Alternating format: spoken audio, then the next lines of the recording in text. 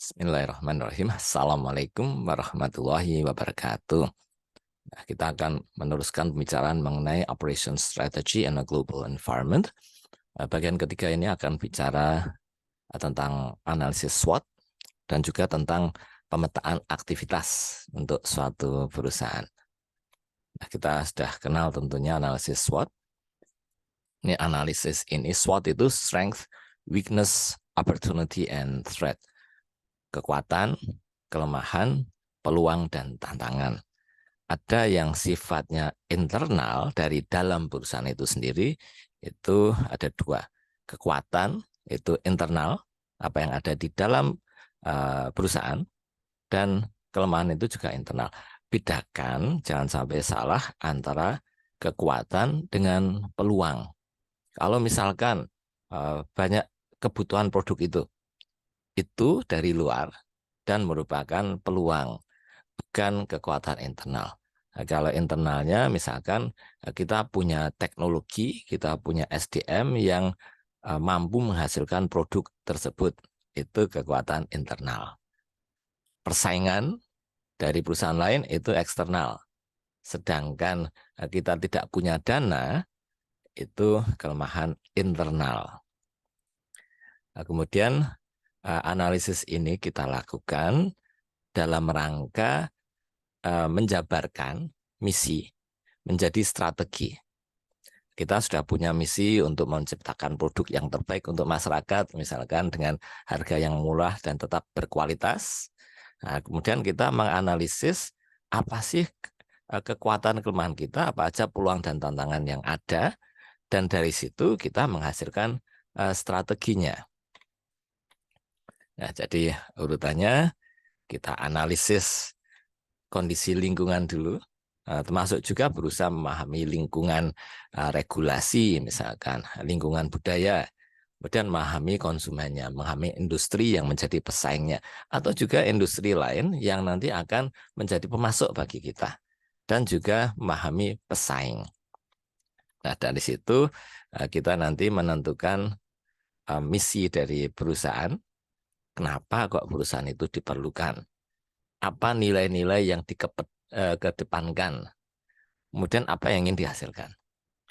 Kemudian lantas membuat strategi untuk mencapai misi tersebut. Strateginya bisa berupa keunggulan desainnya, bisa berupa harga yang lebih murah, bisa berupa kemampuan untuk dengan cepat menghasilkan produk baru, atau bisa mengirimkan barang dengan lebih cepat ke konsumen, atau dia lebih handal, atau dia bisa memberikan after sales service, pelayanan pasca penjualan dengan lebih baik, atau dia jenis produknya lebih luas. Itu berbagai strategi yang bisa digunakan untuk mencapai misi dari perusahaan. Kemudian kita juga harus menentukan key success factors, faktor-faktor utama yang bisa membuat perusahaan itu menjadi sukses.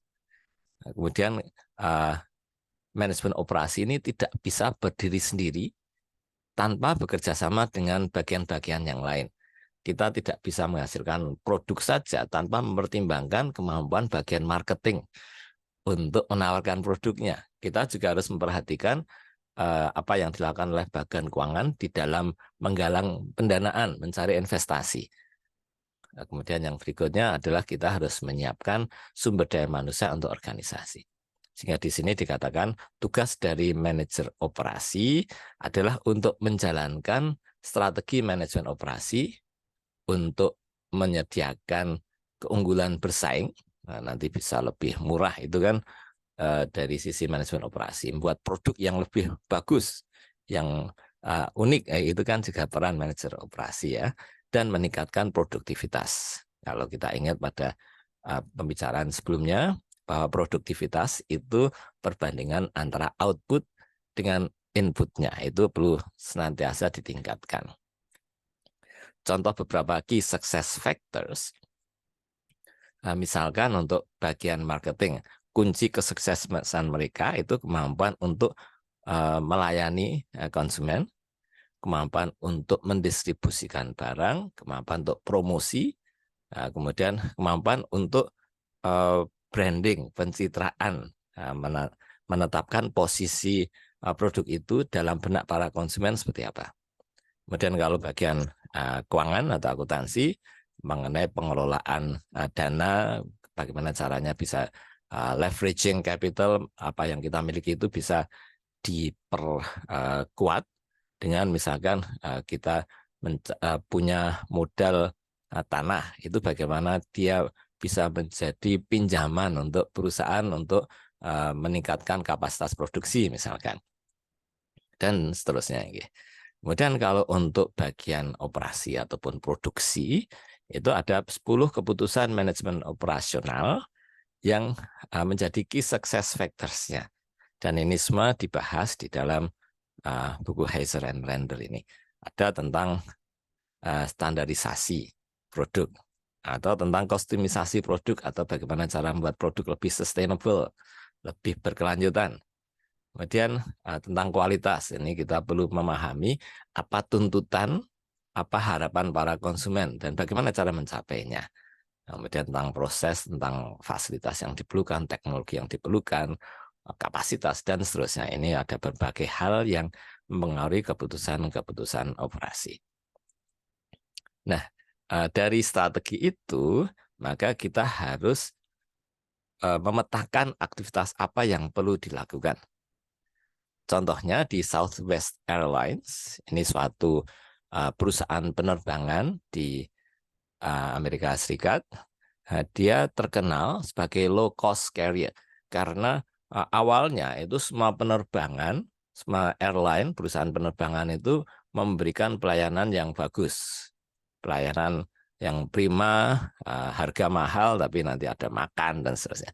Tapi lantas agar bisa bersaing, Southwest Airlines ini membuat perusahaan penerbangan yang murah, tapi no frills. No frills itu maksudnya tidak ada tambahan-tambahan fasilitas. Yang penting bisa mengantarkan orang dari satu lokasi ke lokasi lainnya. Nah, di sini kita lihat tadi keunggulan bersaing yang dicari, itu dia memberikan harga yang murah dibanding yang lain. Apa yang perlu dilakukan? Yang pertama, dia memberikan pelayanan kepada penumpang yang ya katakanlah terbatas seadanya. Tapi dia ada tetap ramah, tetap respect pada penumpang, tapi terbatas layanannya. Caranya bagaimana? Nah, ini pakai automated ticketing machines. Jadi kalau kita sudah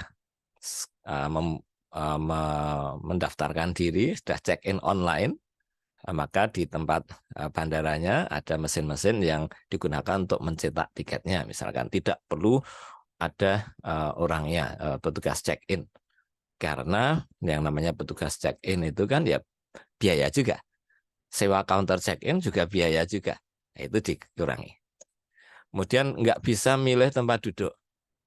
Karena kalau orang milih tempat duduk, itu ada resiko nanti tempat duduk di samping orang itu tidak dipilih karena yang lain juga akan milih yang tempatnya longgar juga. No baggage transfers. Jadi kalau kita misalkan dari Jogja ke Jakarta dan dilanjut ke Medan misalkan, itu harus tidak bisa transfer bagasinya. Bagasinya nggak otomatis nanti pindah ke pesawat yang akan menuju ke Medan, tapi dia harus diambil sendiri bagasinya, terus dinaikkan, di-check-in ke penerbangan berikut. Dan tidak dikasih makanan. Atau mungkin makanan pun hanya kacang gitu katanya. Kemudian yang kedua, jabaran strategi untuk berbiaya murah ini, dia hanya memilih rute-rute yang pendek dari satu titik ke titik yang lainnya. Tidak ada connecting flights misalkan. Atau juga seringkali dia itu tidak ke bandara utama di kota itu, tapi bandara yang lebih kecil, bandara sekunder. Tujuannya agar biaya parkir pesawat lebih murah. Kemudian yang dilakukan aktivitasnya tadi sudah dikasih makan. Kemudian kalau pakai bandara sekunder lebih murah. Kemudian jumlah ini kalau short haul, ini berarti jarak penerbangan lebih pendek, berarti jumlah penerbangannya bisa lebih sering. Jadi kalau hanya ambil Jakarta, Jogja atau Jogja Surabaya misalkan, itu kan pendek ya, hanya 1 jam sampai. Beda dengan perjalanan dari Jakarta ke Medan itu lebih jauh, perjalanannya bisa jadi 3 jam gitu. Nah itu kan berarti petugasnya perlu istirahat dulu, pesawatnya juga harus nginep dan seterusnya. Sehingga kalau jaraknya pendek, ini masing-masing pilot, pramugara-pramugari dan seterusnya, dalam sehari itu bisa banyak penerbangan. Itu kan produktivitas meningkat kan. Jadi daripada Pak Sari pilot yang sehari penerbangannya itu hanya dia 2 kali mempiloti pesawat, mending yang sehari bisa misalkan 6 kali gitu kan. Jadi lebih hemat biaya dengan manfaatkan tenaga kerja yang secara lebih efisien. Kemudian yang berikutnya, dia schedule-nya itu sering tapi handal, jadi tidak berubah-ubah. Kalau penerbangan jarak panjang, kemungkinan dia lebih tinggi daripada penerbangan jarak pendek gitu ya. Nah, ini idle time-nya.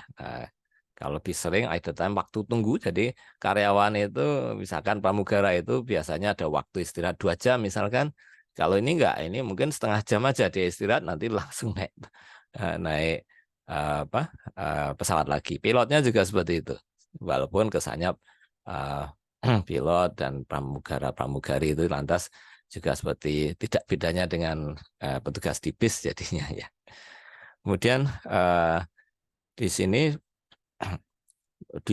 karena diperbanyak penerbangannya, biaya administrasi juga overhead-nya jadi lebih murah dan iklannya juga lebih efektif daripada menawarkan penerbangan yang hanya akan digunakan sedikit orang, mending iklannya untuk penerbangan jarak pendek yang banyak dipakai orang.